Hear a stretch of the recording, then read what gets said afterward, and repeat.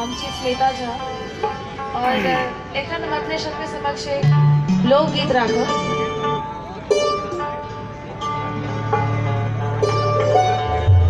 दर्दी सजना दर्दी हमरा ले बेदर्दी को ना दर्दी सजना हमरा ले बेदर्दी को ना दर्दी सजना हमरा ले यो हमरा ले बेदर्दी को ना दर्दी सजना हमरा ले बेदर्दी को ना दर्दी सजना।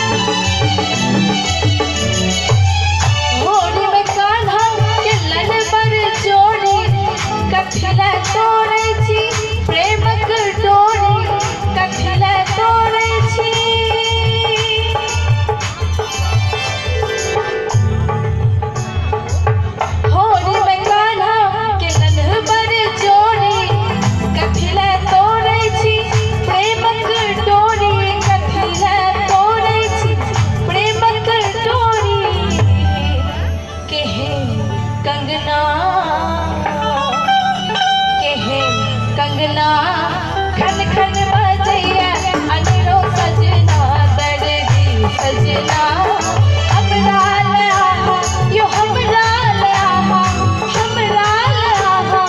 बेदर्दी को ना दर्दी सजना हमरा ले बेदर्दी को ना दर्दी सजना।